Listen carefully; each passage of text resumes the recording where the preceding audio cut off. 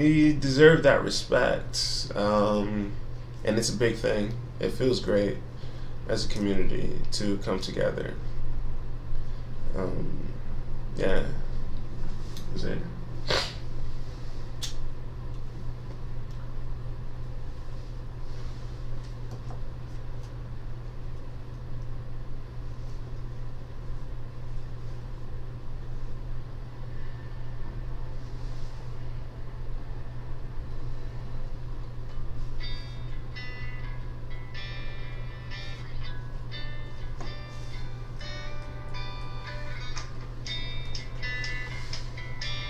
All right.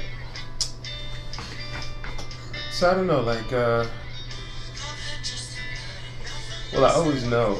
I always hate saying that, like, I don't know before anything. When like I feel like I do know, I just need a second to get there. And then once I get there, I can honestly like just say, that I know. But yeah. hmm So I'm sick. So I really probably shouldn't be smoking a cigarette, but like no, honestly, I feel if I didn't, I'm just gonna be like blah. I don't want to be miserable and just like and sick today. So I'm gonna do me. Just a little cough.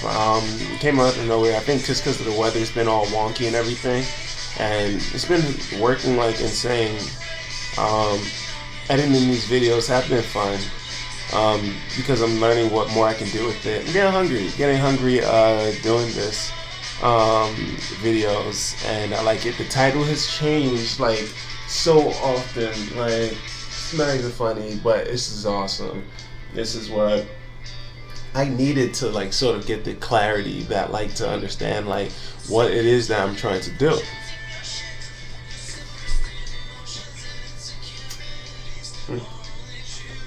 So I'll tell you a story. It's not like a story time thing or anything like that, but I'll tell you a story of shoot. When I watched the movie Myra Brickendale, that movie is magnificent. If you ever watch a movie, you want a movie that is still a really good, I would say, still a really good trans movie from the 1970s. So the terms they use is transvestite, and they use the clinical trans terms. And no need to really be afraid of the clinical trans terms because it's a part of history. And a lot of the trends that in the a lot of the feeling, the like the essences, like still come from there. Like a tree. There's limbs, and we still sort of feel the same. Like dysphoria is something that hasn't like changed from like the 1950s to like now. Like dysphoria has always existed. We're more free now, I suppose. Maybe not, because there's a lot more movies then of like very different like sexual variances and gender variances. Then we realize a lot were lost through degradation, burnings, hidden by agendas, or fallacy of like understanding the movie and the subject. But there's a lot. So I'm on the search. Don't worry, Martha's on the search to get you that information. So I watched this movie Myra Brickendale, right? And like I'm all like real nervous about like I'm all like dressed up and like, what's the daytime? I never go out in the daytime or anything like that, and I'm always a nighttime. I always tell people that I'm nighttime. Feel beautiful in the nighttime. But after watching the movie, it was so gender sucking. Even though the movie was played by a cis woman, still understood the transgender themes in it, which is very important. And I recommend that you look back at past movies with cross-dressing themes and look at it as like a trans lens, because a lot of times the language wasn't there, or the movie has the themes, but that's not really what the movie's trying to be about. But the themes there are still really prevalent, and it's really fun to address. Really eye-opening, and as I can attest to personally, is that when you catch a movie that really does Zuck with your gender sensibilities in an amazing affirming way, where the main character, a trans character, was the most I would say the most intelligent character in the entire movie. Was this amazing character of just, power and strength, a force to be reckoned with.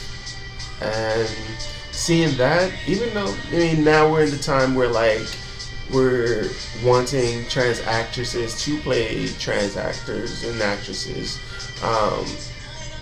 but this movie existed in the past.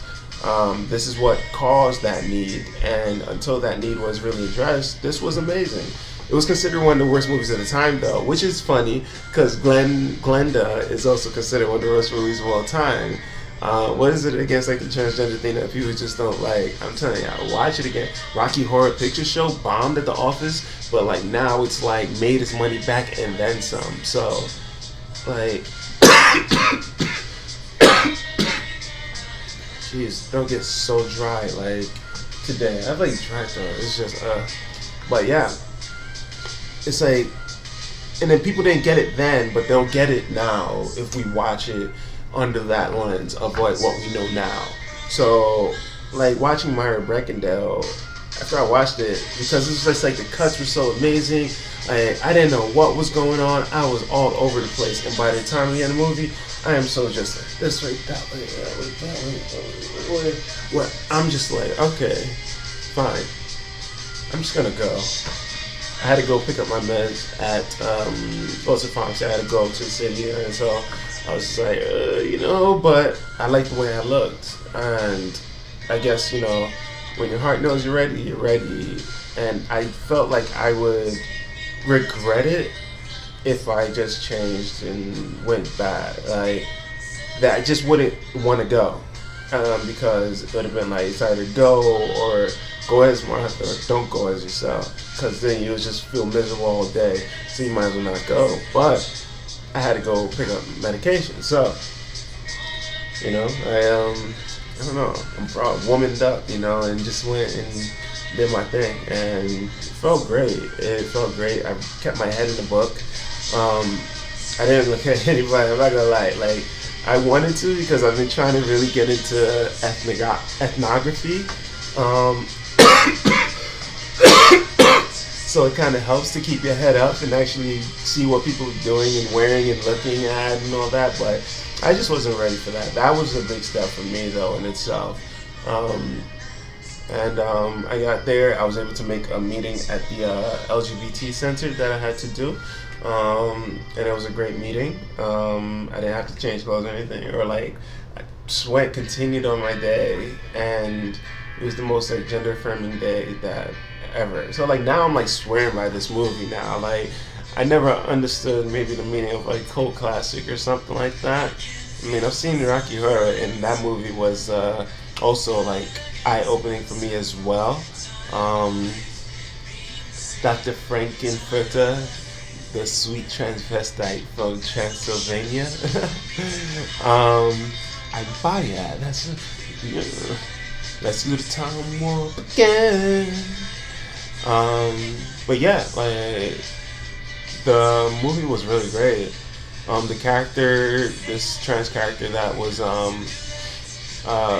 came there for.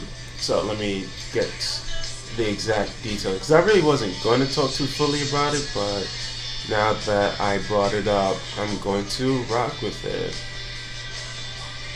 I was going to talk about Tootsie, but I didn't feel like now, just because of the way the conversation flowed. So Myra Breckenridge. See, I'm glad I looked it up. Myra Breckenridge, not Breckendahl, Breckenridge. It's an American comedy based on Gore Vidal's 1968 novel of the same name. The film was directed by Michael Sarn and featured Raquel Welch in the title role, and Raquel Welch did that perfectly. Who knows? Like maybe like in the future, look back and be like, continue this like this realm of like not accepting cis actresses or actors playing trans characters. Looking for some water.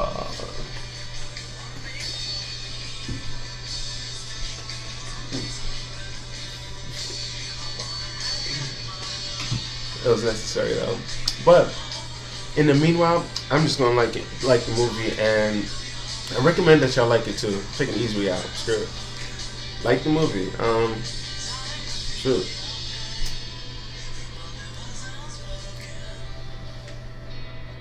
Even the way like they played the character of shoot. What was the Myron? So it was Myron and Myra.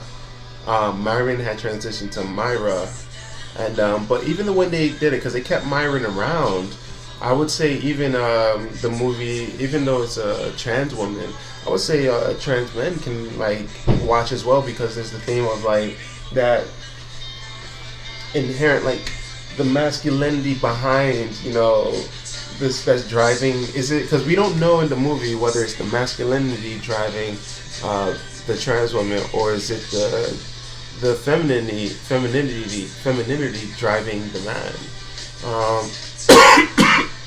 So I feel like that sort of like give and take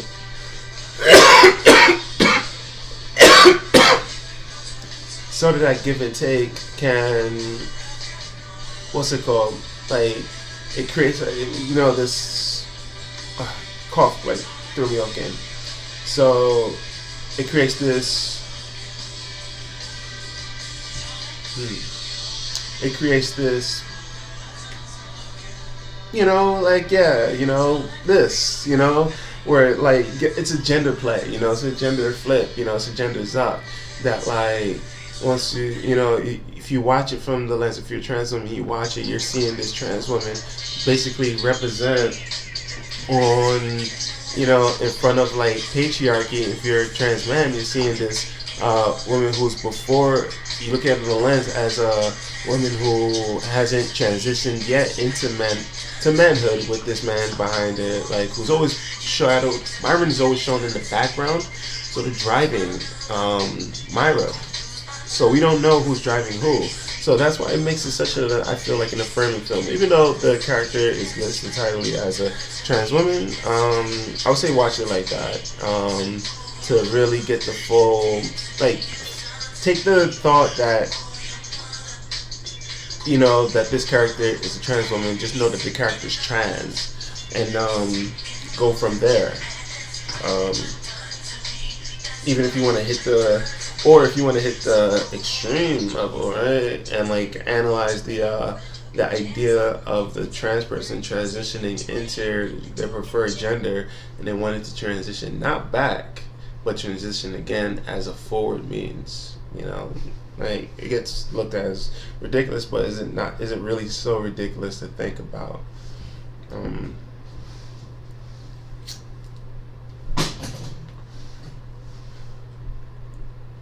Let's see. It's a really interesting movie. Sexuality is very is a part of the movie. What's it called? Trigger alert. There's a rape scene in the movie, but it's not. Do I give a spoiler? Spoiler alert as well. It's not. It's not like man on woman rape. It's what's it called? It's pegging. So this part I think I might just cut, because I definitely did not explain it well. But I would just say there's sex in the movie. It's not a porn or anything, so you're not seeing like, you're not seeing like any like bits and pieces. But there's like sexuality is definitely like addressed in the movie, which is great.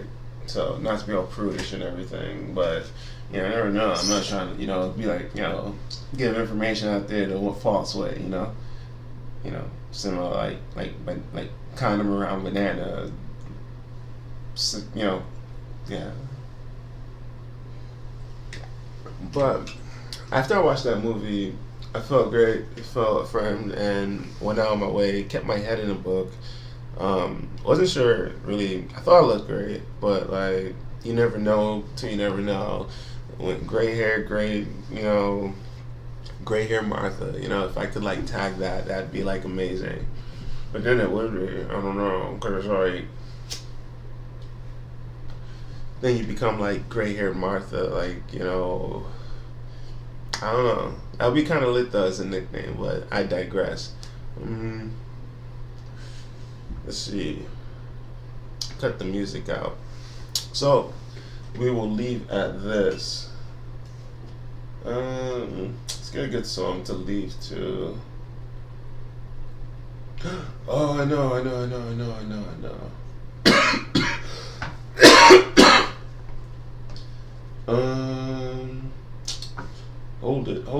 Hold it. I got the perfect song for you to leave to.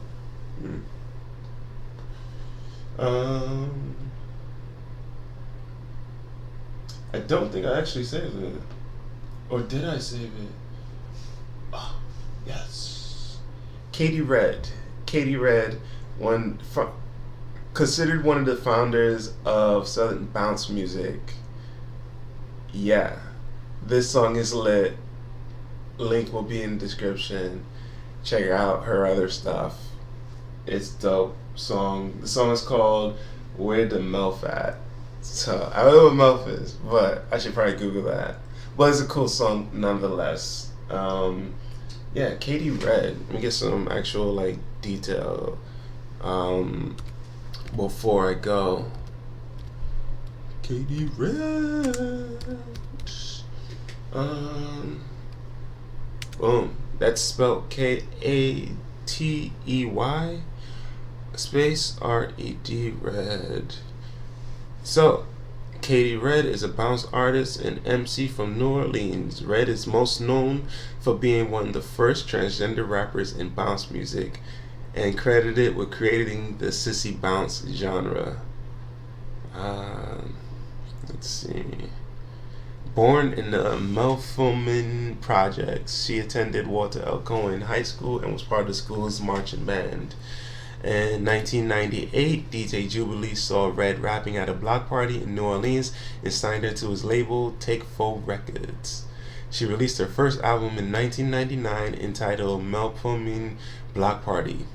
Considered the first openly gay bounce artist, Red developed her unique style of bounce, which is often referred to as sissy bounce. Their style is high energy, often employing call and response. She frequently performs and collaborates with other bounce artists, including Big Freedia, Sissy Nabi, Vaka Redu, and Cheeky Black. In 2011, Red, along with other New Orleans bounce artists, was the subject of an exhibition at the Ogden Museum of Southern Art entitled Where They At? The exhibition was also taken to the Abrams Art Center in New York and the Birdhouse Gallery in Austin. Red is also a drag artist and performs under the name Keltnny. I cannot pronounce that. Keltnny? It's like Keltnny Galliano. Yeah. So the albums they had dropped, the studio albums, 1999 was Melpomene Block Party. In 2000, it was Y2 Catty. I like that. And 2013, Catty's Hate. Catty's Hate? Catty's Hits. I don't know, it's Katie or Catty. I'm pronouncing it Catty. And singles were Melpomene Block Party and The Punk Under Pressure. The music videos they have, which is with the song I'm playing, Where the Melf At, directed by David S. Wine. Dreidel song by Gypsophonic Disco appears as a featured artist. And 2013, Don't Speak, Make Your Booty Go, directed by David S. White. Their collaborations in 2000, it's G Thang by Casey Red performing Titty Bop with Casey Red. 2002, Chopper Style by Chopper performing Messy Bitches with Chopper. 2010, Yeah K-May by Galactic performing KT vs. Nabi with Sissy Nobody on the US Billboard charts at number 161. Yas Queen. And 2013, Son of Greg and Terry Gallery, pirate ballads, sea songs and shanties, performing Sally Racket with Big Frida and Broken Social Scene. In 2011, New Orleans Bounce Essentials Volume 2, performing That's My Juvie with Magnolia Shorty and Local New Orleans. Singles, As Everywhere by Big Frida. And they were in a couple of films, actually. In 2011, there was this movie, this show called Tram. It was on HBO in 2010, which took place. Began 3 months after Hurricane Katrina, as the residents, including musicians, chefs, Mardi Gras Indians, and other New Orleans, try to rebuild their lives, their homes, and their unique culture in the aftermath of the 2005 hurricane. Let's see. They were in the TRC. They played herself in the TV series episode Santa Claus, Do You Ever Get the Blues? In 2011, Prince Paul's adventurous musical journey, plays herself, TV series documentary episode New Orleans Bounce. 2014, The Body Electric, as an actress. I'm gonna say actress. When Peter said actor, I'm gonna say actress, or is it actor? Because everyone's an actor. Was in a music video by Hooray for the Riff Raff, and 2015, titled Nola. There's a question mark. So Nola plays herself in the documentary, and in forthcoming, actually, in the title Mother, plays herself in a documentary. In the year 2000, Red received the Best Emerging Rap Hip Hop Band or Performer at Offbeat Magazine's Best of the Beat Awards. In 2017, Red got married. Her musical collaborator and friend. Her musical collaborator and friend, Big Frida, was the maid of honor. Alright, so I'm out of here, gender zuckers.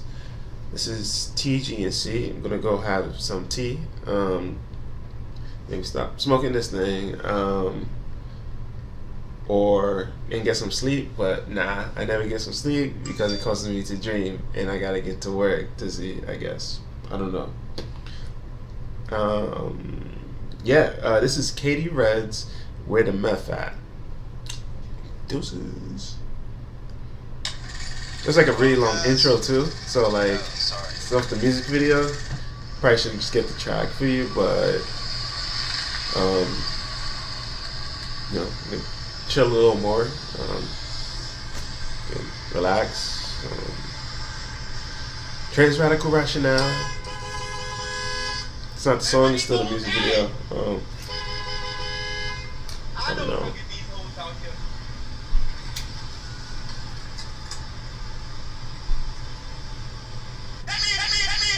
Okay. There you go.